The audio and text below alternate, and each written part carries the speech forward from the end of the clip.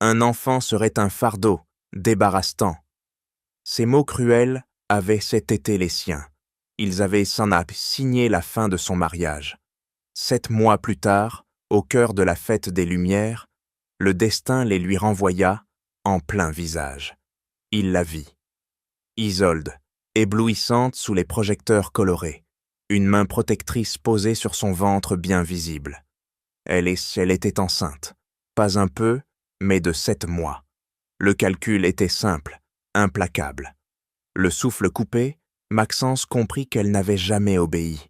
Elle avait choisi leur enfant plutôt que lui. Elle avait affronté seule la grossesse qu'il avait rejetée avec tant de mépris. Ce fardeau qu'il avait voulu éliminer était devenu sa lumière, et il réalisait soudain qu'en la perdant, il s'était plongé lui-même dans l'obscurité la plus totale. Cette histoire vous intrigue? Soutenez notre travail en vous abonnant et en partageant cette vidéo. La lumière douce des LED éclaire la table, en bois, dans la maison cossue de Croix-Rousse, Lyon, où Isolde Kameni dispose un plat de poulet rôti. À 32 ans, chef des ressources humaines dans une entreprise technologique, elle sent son pouls s'accélérer. Son collier en argent scintille, un cadeau de sa mère sénégalaise, mais ce soir, son esprit est ailleurs. La nouvelle de sa grossesse, découverte il y a quelques jours, la trouble. Comme Maxence, son mari, elle n'a jamais voulu d'enfant, pas maintenant, pas avec sa carrière en pleine ascension. Pourtant, une voix intérieure murmure que ce bébé est un don de Dieu. Elle ajuste une assiette, espérant que ce dîner apaisera ses doutes. Maxence Ravelin, 35 ans, ingénieur logiciel, issu d'une famille parisienne fortunée, entre dans la pièce.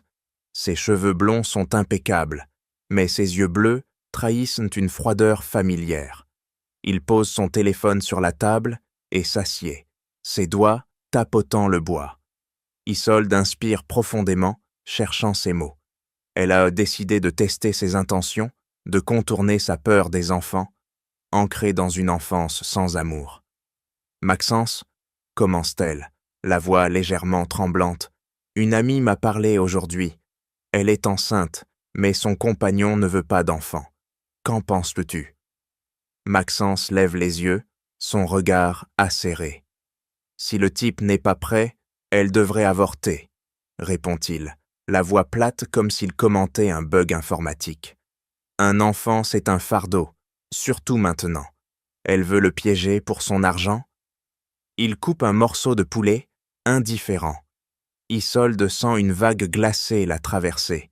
Ses doigts se crispent sur sa fourchette, le métal mordant sa paume. Elle avait espéré une lueur d'ouverture, mais ses mots te tranchent, comme une lame. « Tu es sûr ?» murmure-t-elle, sa voix presque inaudible. Maxence hausse un sourcil, posant sa fourchette. « Pourquoi tu t'intéresses à ça, Isolde? Ce sont ses affaires, non. » Il se lève, s'approche et dépose un baiser sec sur son front. « Je vais me coucher. Longue journée demain. » La porte de la chambre claque doucement derrière lui. Isolde reste figée, le plat intact devant elle. Ses yeux se posent sur la table, puis sur le collier qu'elle touche machinalement. Elle se lève, traverse la pièce et ouvre la porte du balcon. Les lampadaires de Croix-Rousse scintillent en contrebas, mais ils n'éclairent pas la tempête en elle. Elle sort une échographie de sa poche, ses doigts effleurant l'image floue. « Pourquoi ai-je menti ?» pense-t-elle, la gorge nouée. Elle voulait protéger son cœur, éviter le rejet qu'elle redoutait, mais ce subterfuge semble une trahison. Si elle avait dit la vérité, ce bébé est le nôtre, peut-être Maxence aurait-il réagi autrement? Elle se remémore le rendez-vous médical cet après-midi. L'écran montrait un petit cœur battant, et malgré ses craintes, une chaleur l'avait envahie. Un don de Dieu, avait-elle pensé, même si le moment semblait mal choisi. Sa carrière, ses réunions interminables, ses ambitions de promotion pesaient dos au lourd. Maxence, lui, avait été grandi sous la coupe d'un père distant, transformé en machine à succès. Il avait toujours esquivé les discussions sur les enfants, et elle avait suivi jusqu'à maintenant. Mais ce mensonge, cette histoire de « ami » a tout aggravé.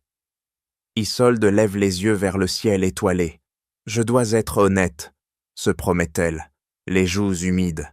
La vérité pourrait tout changer, ou tout détruire.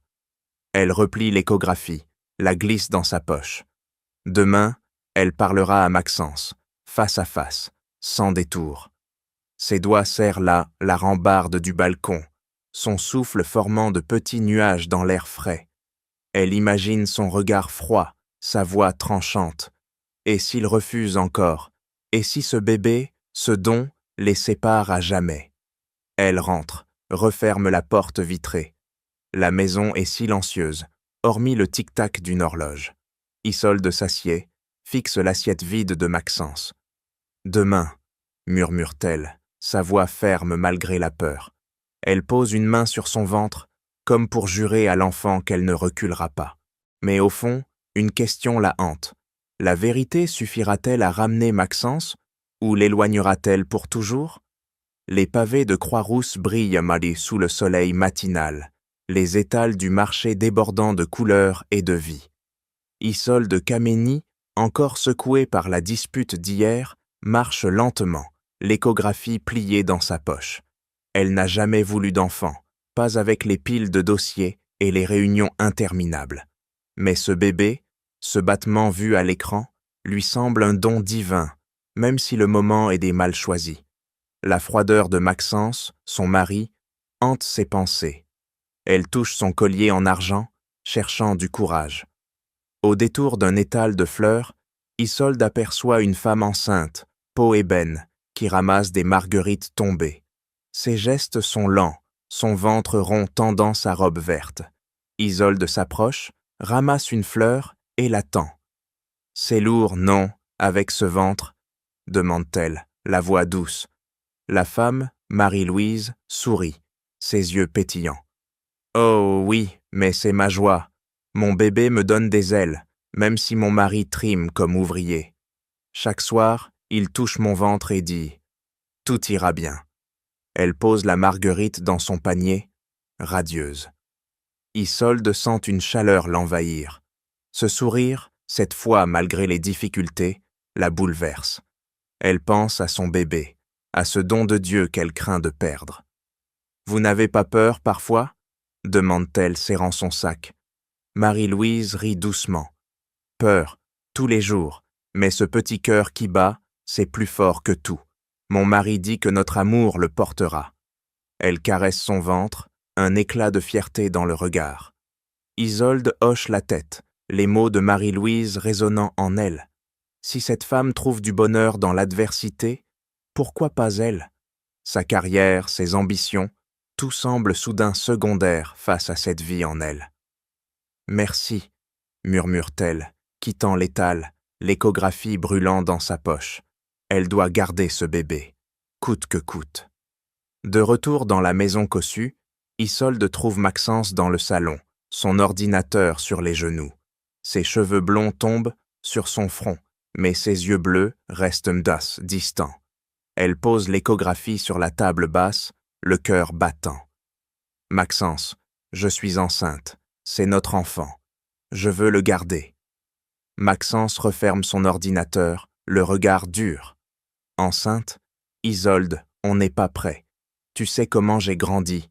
Un père absent, une vie de trophée. Un enfant, c'est trop. Avorte, on restera comme avant. » Sa voix est tranchante, sans appel.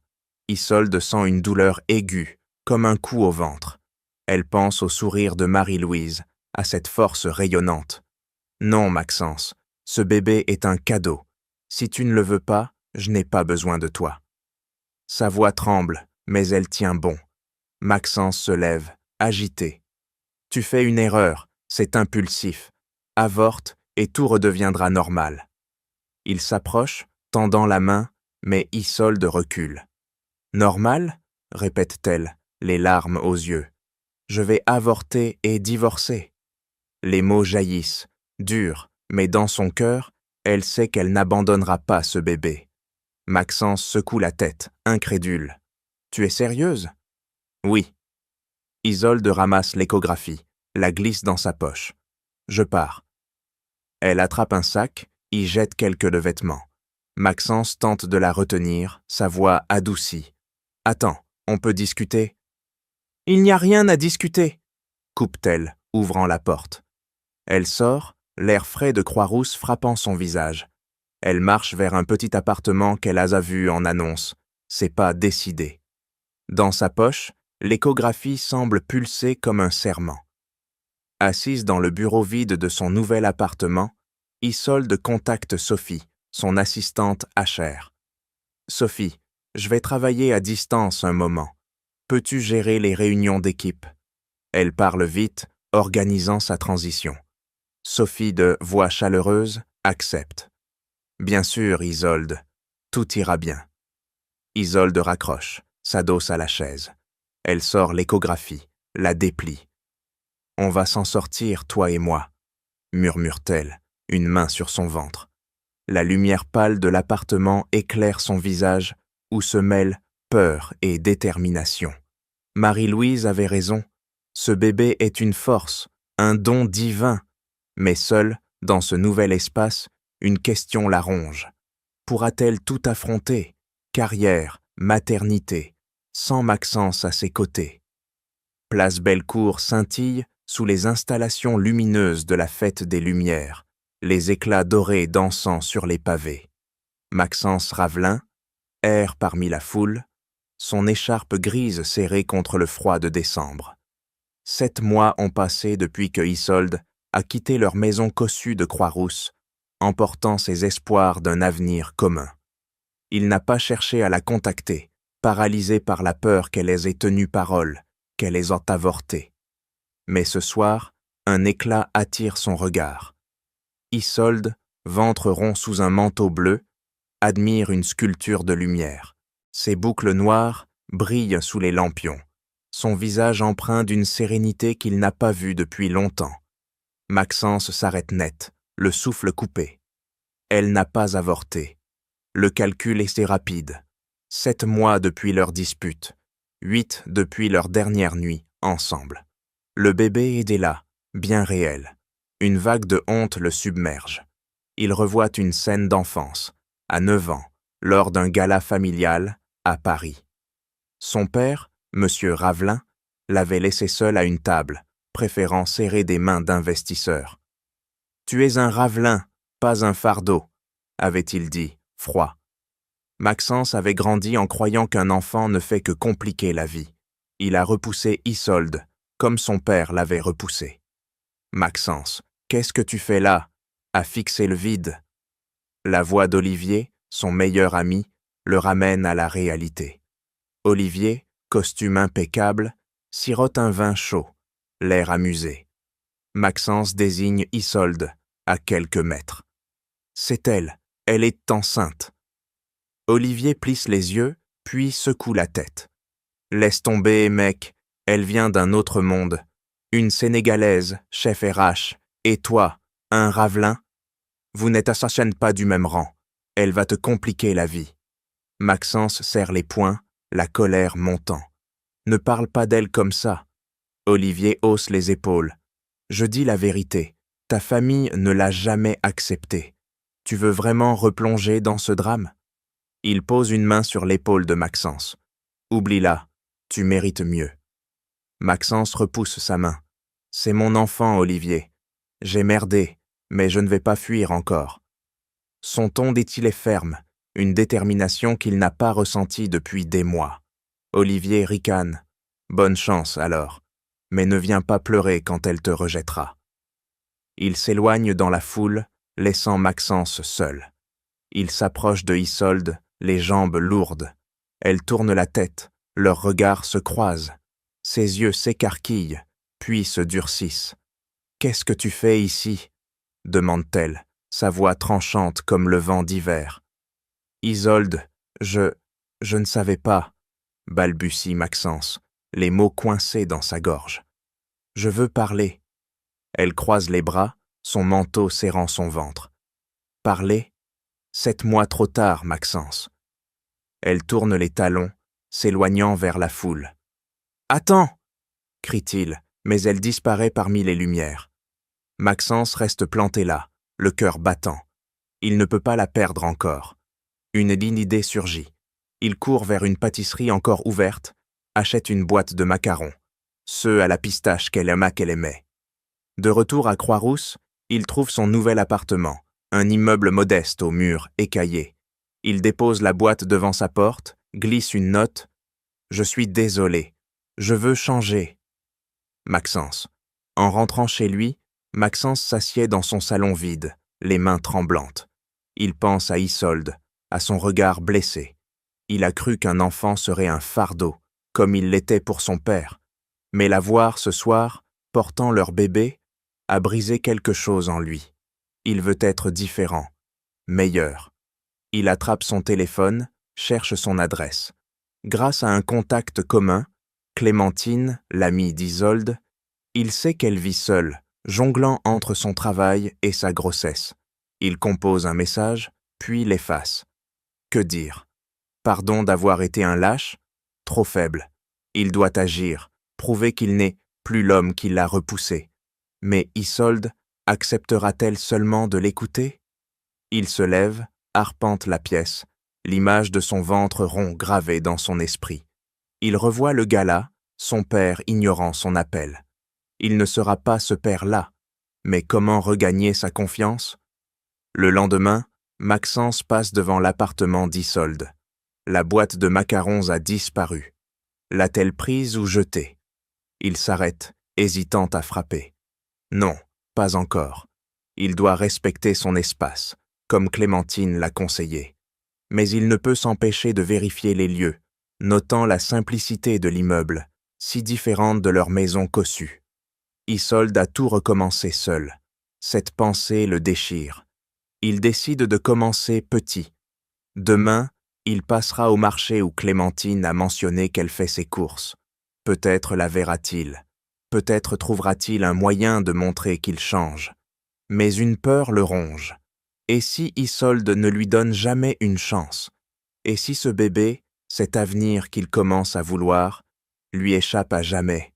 La pluie martèle les pavés de Croix-Rousse, transformant les ruelles en ruisseaux scintillants. Isolde Kameni pousse son vélo cassé sous un auvent, son manteau bleu trempé collant à son ventre rond. À 7 mois de grossesse, chaque pas est un effort, mais elle refuse de ralentir. Son téléphone vibre. Un courriel de Camille, une collègue, insinuant qu'elle néglige son poste. Isolde serre les dents, déterminée à prouver sa valeur à distance. Un crissement de pneus la fait sursauter. Maxence Ravelin, trempé, sort d'une voiture, un tournevis à la main. Ses cheveux blonds plaqués sur le front, il s'approche, évitant son regard. « Ton vélo est cassé », dit-il, sa voix basse mais ferme. « Laisse-moi t'aider. » Isolde croise les bras, l'eau goûtant de ses manches. « Je n'ai pas besoin de toi, Maxence. » Sa voix est acérée, masquant la fatigue qui pèse sur ses épaules. « Je sais, » répond-il, s'agenouillant près du vélo, « mais je ne te laisserai pas sous cette pluie. » Il commence à visser la chaîne, ses doigts glissant sur le métal mouillé. Isolde hésite, puis soupire. « Comment sais-tu où je suis ?» Maxence lève les yeux, l'eau ruisselant sur son visage. « Clémentine, elle m'a dit que tu galères seule. » Il pose puis ajoute « Je veux faire mieux, Isolde. » Elle secoue la tête, ses boucles humides collant à ses joues. « Des mots, Maxence, ça ne change rien. 7 mois, et maintenant tu te pointes ?» Il baisse la tête, concentré sur le vélo. « Je sais que j'ai merdé, mais je suis là maintenant. » La chaîne cliquette, remise en place. Il se redresse, lui tendant le guidon. C'est réparé. Isolde prend le vélo, ses doigts frôlant les siens. « Ça ne rachète rien, » dit-elle, mais sa voix s'adoucit légèrement. « Rentre chez toi. » Maxence reste immobile, la pluie battant son visage. « Pas avant que tu sois à l'abri. » Il pointe son immeuble à quelques mètres. « Je t'accompagne. » Elle ouvre la bouche pour refuser, mais un éclair déchire le ciel et elle cède. Ils marchent en silence jusqu'à son appartement modeste, les murs tachés contrastant avec leur ancienne maison cossue. À la porte, Isolde se retourne. « Merci pour le vélo. » Mais c'est tout. Maxence hoche la tête, ses yeux bleus pleins de regret. « Je ne vais pas arrêter d'essayer, Isolde. » Il s'éloigne, disparaissant dans la pluie. Dans son appartement, Isolde s'effondre sur une chaise, son collier en argent scintillant sous la lumière pâle. Elle ouvre son ordinateur, trouvant un vieux courriel non envoyé, adressé à Maxence. « Je voulais te dire la vérité, mais j'avais peur. » Les mots la poignardent. Elle referme l'écran, se concentrant sur son travail. Camille a envoyé un nouveau message, critiquant son projet de réforme des évaluations RH. « Tu ne peux pas tout gérer avec un bébé », écrit-elle venimeuse. Isolde serre son stylo, la colère montant. « On verra », murmure-t-elle. Elle appelle Sophie, son assistante. « Sophie, peux-tu vérifier les données du projet TED RH ?» Camille essaie de me saboter. Sophie, à l'autre bout, répond avec entrain. « Pas de souci, Isolde. J'ai vu son courriel. Elle a mis son berceau, elle a mal cité les chiffres. Je corrige et j'envoie au patron. » Isolde raccroche, un sourire crispé aux lèvres. Elle ouvre son logiciel RH, plongé dans les tableaux. Ce projet, une refonte des évaluations pour plus d'équité, est sa chance de prouver qu'elle reste au sommet, même enceinte. Elle travaille jusqu'à minuit, envoyant des instructions à Sophie pour les réunions d'équipe, mais ses yeux reviennent au courriel non envoyé. Pourquoi Maxence revient-il maintenant? Elle touche son ventre, sentant un léger coup. Ce bébé, ce don de Dieu, mérite mieux qu'un père qui a fui. Pendant ce temps, Maxence, dans son appartement, fixe une photo d'eux à leur mariage, Isolde radieuse dans sa robe blanche. Il pense à Olivier, son ami, qui l'a appelé hier. « Laisse tomber, Maxence », avait-il dit, moqueur. « Elle ne fait pas partie de ton monde. » Maxence avait coupé court, agacé, mais les mots d'Olivier réveillent une vieille blessure. Son père, Monsieur Ravelin, lui disant qu'un Ravelin doit rester au-dessus. Il a repoussé Isolde, comme son père l'a fait avec lui. Cette pensée le hante. Il ouvre son carnet, note une idée, aider Isolde sans la brusquer. Peut-être un autre geste, discret, comme les macarons. Il a Bomboli appris, via Clémentine, qu'elle lutte avec son travail et sa grossesse. Il veut être là, même si elle le repousse. Mais comment? Il griffonne des idées, puis s'arrête. Une image revient, Isolde sous la pluie, son regard mêlant méfiance et fatigue. Il doit montrer, pas dire, qu'il change. Le lendemain, Isolde reçoit un appel de Sophie. « Camille a essayé de te discréditer en réunion, mais j'ai présenté tes données. Le patron est impressionné. » Isolde sourit, un poids s'allégeant. Elle travaille depuis son canapé, envoyant des courriels à Sophie pour coordonner l'équipe. Mais un bruit à la porte la fait sursauter. Elle trouve une enveloppe glissée dessous, une carte cadeau pour une boutique de vêtements de maternité, avec une note. Pour toi et le bébé. Monsieur L fronce les sourcils, la déchire. Maxence ne peut pas acheter son pardon, mais en ramassant les morceaux, elle y hésite. Et s'il était sincère? Et si elle lui donnait une chance, juste une? L'appartement modeste de Isolde Kameni à Croix-Rousse baigne dans une lumière tamisée, son bureau jonché de notes RH. Elle tape furieusement sur son clavier, finalisant sa réforme des évaluations d'entreprise. Son ventre rond la ralentit, mais pas sa détermination. Un courriel de Camille, sa collègue, clignote. « Ton projet est bancal, Isolde. Tu devrais te concentrer sur ton bébé. » Isolde pince les lèvres, la colère bouillonnant. Elle ne laissera pas Camille la discréditer. Un coup à la porte la tire de ses pensées. Maxence Ravelin se tient là, une pile de dossiers dans les bras, ses cheveux blonds, en désordre. « Clémentine m'a dit que tu avais besoin de ça, » dit-il, posant les documents sur une chaise. Ses yeux bleus évitent les siens, pleins de gêne. Isolde fronce les sourcils, refermant son ordinateur. « Pourquoi tu fais ça, Maxence ?» Il hésite, frottant sa nuque. « Je veux t'aider. Je sais que je ne mérite pas ta confiance, mais… » Il s'interrompt, apercevant un carnet entrouvert sur la table. Une lettre glisse, adressée à lui. Il la ramasse, les mots dansant sous ses yeux. « J'avais peur de te dire pour le bébé. Je voulais qu'on soit une famille. » Son cœur se serre. « Tu as écrit ça? Pour moi ?» Isolde arrache le carnet, les joues brûlantes. « C'était il y a des mois, ça ne change rien. » Maxence baisse la tête. « Je ne savais pas à quel point je t'ai blessé. » Il sort son téléphone, montre un courriel. « J'ai découvert autre chose. Mon père a contacté ton patron. Il a poussé pour qu'on te rétrograde, pour t'éloigner de moi. » Isolde écarquille les yeux. « Quoi? Pourquoi? »« Parce que tu n'es pas une Ravelin, » répond-il, amer. « Ils n'ont jamais accepté notre mariage. » Il serre les poings. « Je vais régler ça. » Elle secoue la tête, incrédule. « Tu crois que ça suffit? Réparer un vélo? Apporter des dossiers? » « Non, » admet-il, la voix rauque. « Mais je veux essayer. Laisse-moi venir à ton rendez-vous médical demain. » Isolde croise son regard, méfiante. « Une chance, Maxence, une seule. » Elle pointe la porte. « Maintenant, va. » Maxence hoche la tête, quittant l'appartement. Dans sa voiture, il compose le numéro de son père, Monsieur Ravelin. « Père, il faut qu'on parle, » dit-il, la voix tendue.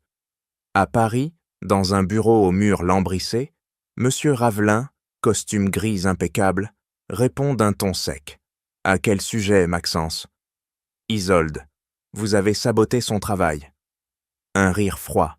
« Elle n'a pas sa place dans notre famille. Une Sénégalaise, chef RH. Elle te tire vers le bas. » Maxence sent la rage monter. « Vous n'avez pas le droit de contrôler ma vie, ni la sienne. » Sa mère, Madame Ravelin, intervient, sa voix douce mais tranchante. « Pense à notre réputation, Maxence. Elle n'est pas de notre monde. »« Mon monde, c'est elle et notre enfant, » rétorque-t-il. « Je renonce à l'héritage, si c'est ce qu'il faut. » Il raccroche, le souffle court, sa décision scellée. Pendant ce temps, Isolde répond à un appel de Sophie, son assistante. « Camille a envoyé un rapport truqué au patron, » dit Sophie indignée. « Elle prétend que ton projet RH est un échec, mais j'ai les vraies ces données. Je les envoie Bessugne ?» Isolde sourit, soulagée. « Oui, fais-le. Merci, Sophie. » Elle raccroche, ouvre son ordinateur. Camille veut la faire tomber, mais elle ne cédera pas. Elle finalise son rapport, détaillant une réforme pour des évaluations plus justes, et l'envoie au patron. Un courriel de réponse arrive. « Excellent travail, Isolde. On en discute après ta grossesse. » Elle ferme les yeux, un poids s'allégeant. Mais son regard tombe sur le carnet. Les lettres non envoyées, pleines de douleur et d'espoir, la hantent. Elle touche son collier en argent, repensant à Marie-Louise, à sa foi en son bébé. Ce don de Dieu mérite tout, même si Maxence reste un risque. Elle note un rendez-vous médical dans son agenda. Demain, 14 heures. Maxence sera-t-il à la hauteur? Maxence, dans son appartement, fixe une vieille photo de leur mariage. Il revoit Isolde, radieuse, dansant sous les étoiles. Il a cru qu'un enfant serait un fardeau, comme il l'était pour son père. Mais ces lettres, cette vérité brute, ont brisé ses défenses. Il pense à son enfance, à un jour où sa mère l'a ignoré pour un gala, lui disant de « rester sage ». Il ne veut pas de ça pour son enfant. Il griffonne une liste, être là, écouter, prouver. Mais comment convaincre Isolde? Le lendemain, Isolde reçoit un message de Clémentine, son amie avocate. « Ton patron m'a contacté pour tes droits de congé maternité. On a sécurisé ton poste. Camille n'aura pas gain de cause. » Isolde soupire, reconnaissante. Elle enfile son manteau, prête pour le rendez-vous médical. Maxence attendra-t-il dehors? Elle ajuste son collier, sentant un coup léger dans son ventre. Ce bébé, ce don, la pousse à avancer. Mais une question persiste. Maxence tiendra-t-il sa promesse ou la laissera-t-il tomber encore? La lumière blanche du cabinet médical à Lyon enveloppe la petite salle d'examen où Isolde Kameni attend sur une chaise. Son ventre rond tend son chemisier bleu et elle ajuste son collier en argent, un réflexe nerveux. À 8 mois de grossesse, elle jongle entre son projet RH à distance et l'incertitude face à Maxence Ravelin qui se tient à l'entrée, une pile de dossiers dans les bras. Ses yeux bleus scrutent le sol comme s'il craignait de croiser son regard. « Tu es en retard », dit Isolde, la voix ferme mais sans colère. Elle pointe les dossiers. « C'est quoi ça ?» Maxence s'avance, posant les documents sur une table. « Des notes pour ton projet RH. Sophie m'a dit que tu en avais besoin. » Il hésite, puis ajoute « Merci de me laisser venir aujourd'hui. » Isolde hoche la tête, méfiante. « Tu es ici pour observer, Maxence, pas pour parler. » Le médecin, une femme d'une 50aine d'années, au sourire chaleureux, entre avec un Doppler. « Tout va bien, Isolde ?» demande-t-elle, ajustant ses lunettes. « Fatiguée, mais ça va, » répond Isolde, s'allongeant sur la table d'examen. Le bébé bouge beaucoup. Maxence reste silencieux, ses mains crispées sur le bord d'une chaise. Le médecin applique le gel, le son du cœur du bébé emplissant la pièce. « Parfait, » dit-elle. Le bébé est en pleine forme. Isolde sourit, une main sur son ventre. « Je l'ai senti pour la première fois pendant la fête des Lumières, » murmure-t-elle, presque à elle-même. Sous les lampions de place Bellecour, il donnait des coups. Maxence lève les yeux, intrigué. « Des coups ?» Elle est Walzit, puis fait un signe. « Viens. » Elle guide sa main sur son ventre. Maxence retient son souffle, sentant un mouvement net sous sa paume. Un coup, puis un autre. Ses yeux s'écarquillent, un éclat d'émotion traversant son visage. « C'est notre bébé », souffle-t-il, la voix brisée. Isolde retire sa main, son regard adouci mais prudent. « Oui, mais ça ne change rien entre nous. » Maxence hoche la tête, la gorge nouée. « Je sais, mais je veux être là. Pour lui, pour toi. » Le médecin les observe, amusé. « Papa, vous apprenez vite. Continuez à soutenir maman. » Elle sort, laissant un silence chargé. Isolde se redresse, ajustant son chemisier. « Je vais à un cours d'accouchement demain. Tu peux venir, mais tu écoutes, c'est tout. »« Merci, » dit Maxence, ses doigts effleurant la chaise. « Je ne te décevrai pas. » Dehors, dans la voiture, Maxence reçoit un appel d'Olivier, son ami. « Alors, tu joues les héros maintenant ?»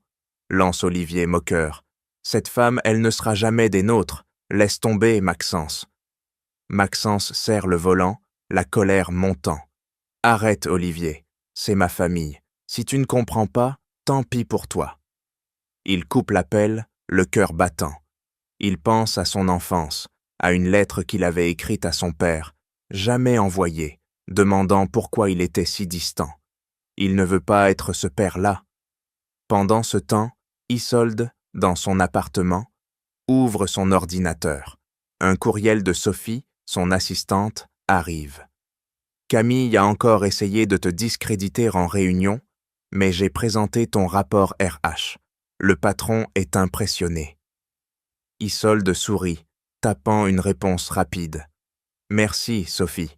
Envoie-moi les chiffres pour la prochaine phase. » Elle travaille sur sa réforme des évaluations, déterminée à prouver que sa grossesse n'affaiblit pas son talent. Un message de Clémentine, son amie avocate, clignote. « Ton poste est sécurisé, Isolde. J'ai parlé à ton patron. Camille n'aura pas le dernier mot. » Isolde soupire, un poids s'allégeant. Elle touche son ventre, sentant un nouveau coup. Ce bébé, ce don de Dieu, la pousse à avancer, même seule. Mais Maxence, avec sa main sur son ventre, a semé un doute. Et s'il changeait vraiment? Le lendemain, au cours d'accouchement, Isolde s'installe sur un tapis, Maxence à ses côtés. L'instructrice explique les techniques de respiration. Les partenaires, soutenez la maman, dit-elle. Maxence suit, maladroit mais attentif, plaçant une main dans le dos d'Isolde comme indiqué. « Ça va ?» murmure-t-il, sa voix douce. Isolde hoche la tête, surprise par sa prévenance. « Concentre-toi, » répond-elle, mais un sourire furtif échappe à ses lèvres. Ils pratiquent leurs mouvements synchronisés pour la première fois depuis des mois. Une autre femme du cours, curieuse, demande « Vous êtes ensemble depuis longtemps ?»« Non, » dit Isolde, son ton neutre, « juste pour le bébé. » Maxence baisse les yeux, mais ne proteste pas. Il pense à la lettre non envoyée, à la douleur d'Isolde qu'il a lue. Il veut mériter cette chance, mais chaque regard méfiant d'Isolde lui rappelle le chemin à parcourir. Il aide à plier le tapis, ses gestes précis. « Je serai là », murmure-t-il, presque inaudible. Isolde range son sac, son collier en argent scintillant sous la lumière. Elle pense à Marie-Louise, à son sourire face à l'adversité. Ce bébé mérite un père, mais Maxence est-il celui qu'il prétend devenir? Elle sort du cours, Maxence derrière elle. Dehors, la pluie menace à nouveau. Isolde ajuste son manteau, prête à rentrer seule. Mais Maxence lève une main. « Je peux te raccompagner ?» Elle secoue la tête. « C'est pas encore. » Elle monte dans un taxi, le laissant sous les premières de gouttes. Maxence fixe le véhicule qui s'éloigne, son cœur lourd. Il a senti leur bébé, mais Isolde reste hors d'atteinte. Arrivera-t-il à prouver qu'il est digne d'eux avant qu'il ne soit trop tard? La pluie fouette les vitres de l'hôpital Mercy, à Lyon, où Isolde Kameni se crispe sur un lit, une main agrippant la barrière métallique. À 8 mois et demi, les contractions la secouent, plus fortes que prévu. Son collier en argent pend à son cou, scintillant sous les néons. Maxence Ravelin, trempé par la pluie, se tient à ses côtés, ses yeux bleus pleins d'inquiétude. Il a conduit à travers la tempête, répondant à son appel paniqué à 2 heures du matin. « Respire, Isolde, » dit-il, posant une main hésitante sur son épaule, comme au cours d'accouchement.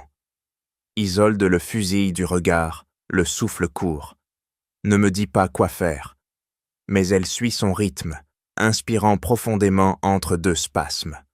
Une infirmière entre, vérifiant le moniteur.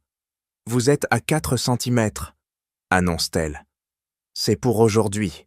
Tout va bien ?» Isolde hoche la tête, grimaçant. « Ça fait mal, mais je tiens. » Elle serre la main de Maxence, ses ongles s'enfonçant dans sa paume.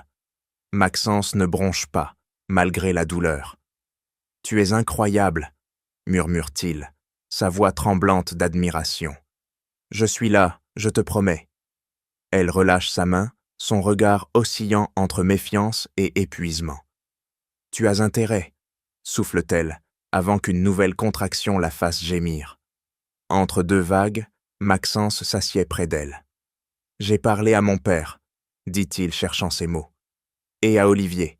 Il voulait m'a dit que je t'abandonne à cause de leurs préjugés. » Il baisse les yeux. « J'ai coupé les ponts avec eux, pour toi, pour nous. » Isolde le fixe, surprise. « Tu as fait ça ?» Il hoche la tête. « J'ai été un lâche, Isolde, mais ce bébé, toi, vous êtes ma famille. » Sa voix se brise, ses doigts frôlant le lit. Une contraction la coupe et elle agrippe sa main à nouveau. « Parle-moi, Maxence. Distrais-moi. » Il sourit faiblement. « D'accord. Tu te souviens de notre premier rendez-vous? Tu avais renversé du vin sur ma chemise et tu riais si fort que tout le café t'a regardé. » Isolde esquisse un sourire, malgré la douleur. « Tu étais si coincé, j'ai cru que tu allais fuir. » « J'ai failli, » admet-il, un éclat dans les yeux. « Mais tu m'as retenu. » Les heures s'étirent, chaque contraction rapprochant le moment. Isolde, épuisée, murmure. « Ce bébé, c'est un don de Dieu. » Elle pense à Marie-Louise, à son sourire au marché. Cette force la porte. Le médecin arrive, vérifiant les progrès. On y est, presque, Isolde. Vous êtes à 9 centimètres. Préparez-vous à pousser. Maxence, pâle, tient sa main plus fort. Tu peux le faire, dit-il, sa voix ferme. Je suis là. Isolde pousse, son corps tremblant sous l'effort. Après 1 heure d'intensité, un cri perçant remplit la pièce. Le médecin soulève une petite fille, glissante et parfaite, et la pose sur la poitrine d'Isolde. « Voici votre fille, » dit-elle souriante. Isolde, les larmes aux yeux, caresse la tête du bébé, couverte de cheveux noirs. « Lumière », murmure-t-elle, la voix rauque. Elle commence à chanter une berceuse douce, un air sans parole, comme une prière. Maxence, les yeux humides, regarde sa fille, incapable de parler. « Tu veux la tenir ?» demande Isolde, sa voix tremblante mais chaleureuse. Maxence prend Lumière, ses mains maladroites mais tendres. « Elle est parfaite », souffle-t-il, un sourire éclairant son visage. Il pense à son père, à son indifférence. Il ne sera pas cet homme. L'infirmière revient, notant les détails pour le certificat de naissance. « Lumière Caménie Ravelin ?» demande-t-elle, stylo en main. Isolde hoche la tête, épuisée mais radieuse. « Oui. » Elle regarde Maxence, son regard adouci mais prudent. « Ça ne veut pas dire qu'on est ensemble, » murmure-t-elle.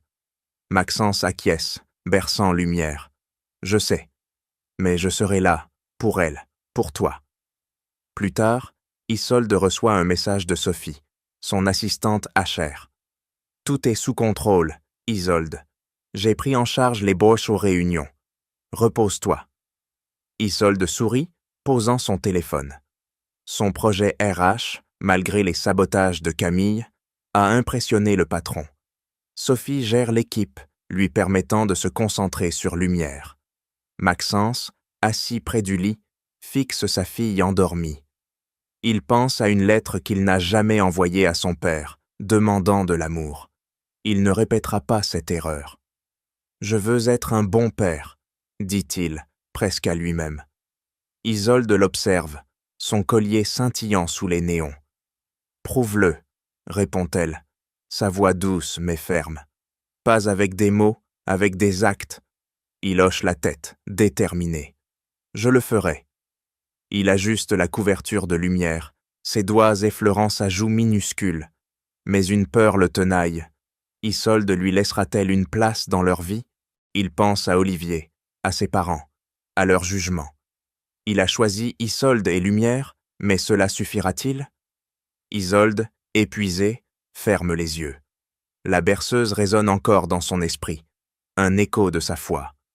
Lumière, ce don de Dieu, est là, réel. Elle sent le regard de Maxence, sa présence constante. Il a été là, sous la pluie, dans la douleur. Mais peut-elle lui faire confiance? Alors que le sommeil la gagne, une question flotte. Maxence tiendra-t-il sa promesse ou disparaîtra-t-il quand la vie deviendra dure? Le parc de la Tête d'Or s'embrase sous les teintes orangées du crépuscule, ses pelouses verdoyantes bordées de roses. Isolde Caménie ajuste son collier en argent, tenant Lumière endormie dans ses bras. 3 mois après l'accouchement, elle se tient près d'un kiosque fleuri, vêtue d'une robe blanche simple. Maxence Ravelin, en costume gris, se tient face à elle, un éclat nerveux dans ses yeux bleus. Aujourd'hui, ils renouvellent leurs vœux, entourés de quelques proches. Clémentine, l'amie avocate d'Isolde, arrange une mèche de ses cheveux bouclés. « Tu es sûre ?» murmure-t-elle, son regard scrutateur. Isolde caresse la joue de Lumière. « J'ai pardonné à Maxence à l'hôpital, » répond-elle, la voix douce. « Mais la confiance, ça prend du temps. » Clémentine hoche la tête, serrant son épaule. « Tu mérites ce bonheur. Et ton poste ?» Isolde sourit. « Tanger. Sophie a géré l'équipe pendant mon congé. Mon projet RH a convaincu le patron. » Elle pense à Camille, sa collègue jalouse, dont les tentatives de sabotage ont échoué. Un courriel récent du patron l'a confirmé. Isolde, vous êtes promue directrice adjointe. Sophie, fidèle assistante, a assuré la transition, envoyant des rapports impeccables. Maxence s'approche, un écrin dans la main. Isolde, dit-il, la voix tremblante, j'ai quelque chose pour toi. Il ouvre l'écrin, révélant un collier gravé du mot « lumière ». Pour notre fille et pour toi. Isolde touche le bijou, ses doigts effleurant l'argent. C'est beau, murmure-t-elle, les yeux brillants. Mais ça ne répare pas tout. Je sais, répond-il baissant la tête. Je veux passer ma vie à mériter ta confiance. L'officiant, un homme âgé aux lunettes rondes, commence la cérémonie. Isolde, Maxence, promettez-vous de vous aimer et de vous soutenir dans les joies et les épreuves. Isolde regarde Maxence, lumière blottie contre lit, est-elle. Oui, dit-elle, sa voix ferme mais émue. Mais seulement si tu restes, Maxence. Il prend sa main, ses doigts chauds. Je promets, répond-il, les yeux humides. Pour toi, pour Lumière. Clémentine, témoin, essuie une larme. Sophie, assise au premier rang, applaudit doucement. L'officiant sourit. Vous êtes à nouveau mari et femme. Maxence embrasse Isolde, un baiser doux mais chargé d'espoir. Lumière remue, ouvrant de grands yeux noirs. Isolde rit, la tendant à Maxence. Tiens ta fille, dit-elle à un sourire taquin. Maxence berce Lumière, ses gestes assurés. Elle a tes yeux, murmure-t-il, un sourire éclairant son visage. Il pense à son père, Monsieur Ravelin, et à sa mère, qui ont coupé contact après sa décision de renoncer à l'héritage. Il a fondé un fonds caritatif pour les femmes enceintes en difficulté, une promesse de ne plus fuir. Plus tard, lors de la réception sous un dais fleuri, Clémentine lève un verre. À Isolde, Maxence et Lumière, lance-t-elle sa voix claire, à l'amour qui surmonte tout. Isolde trinque, son collier Lumière scintillant sous le crépuscule. À notre famille, ajoute-t-elle regardant Maxence. Mais tu es en probation, plaisante-t-elle, déclenchant des rires. Maxence sourit, serrant Lumière contre lui. J'accepte les termes, répond-il, son ton léger mais sincère. Il pense à Olivier, son ancien ami, qui n'a pas répondu à son invitation. Il a choisi Isolde, malgré les jugements, mais une vieille peur ressurgit. Un jour où sa mère l'avait ignoré pour un gala, le laissant seul avec sa solitude. Il ne fera pas ça à Lumière. Isolde, discutant avec Sophie, reçoit un message du patron. « Félicitations pour la promotion, Isolde. On compte sur vous. » Elle montre l'écran à Sophie. « Tu as été incroyable, » dit-elle. « Merci de gérer l'équipe. » Sophie rougit. « C'était ton projet. Camille n'avait aucune chance. » Elles oriennent, évoquant les courriels malveillants de leurs collègues. Maxence s'approche, Lumière endormie dans ses bras. « Je peux te parler ?» demande-t-il, sa voix basse. Il mène Isolde à l'écart, près d'un lac où le crépuscule se reflète. « J'ai lu tes lettres, à l'hôpital, » avoue-t-il. « Ta douleur, ton espoir, je ne les oublierai jamais. » Isolde croise les bras, son collier scintillant. « Pourquoi tu fais ça, Maxence?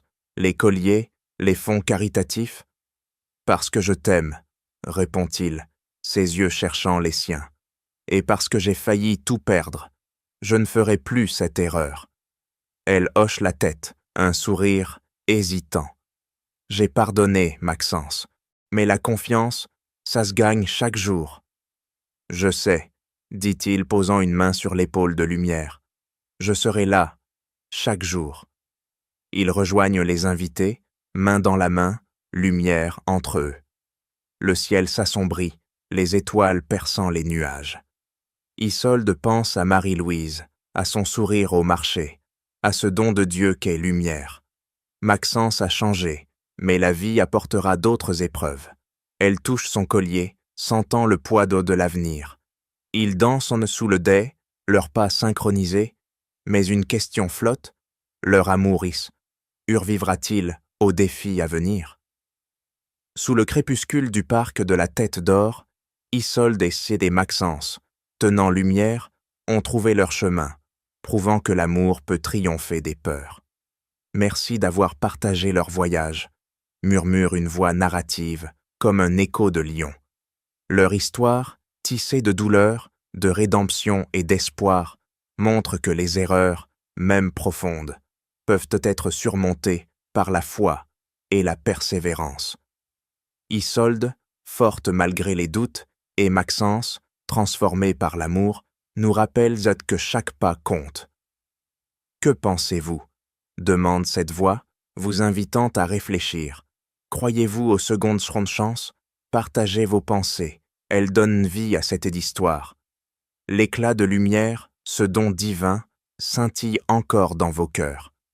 Merci d'avoir écouté, conclut-elle, douce mais vibrante. Mais une question demeure. Leur lumière durera-t-elle face aux ombres futures? Vos réflexions sont la flamme qui prolonge leur histoire.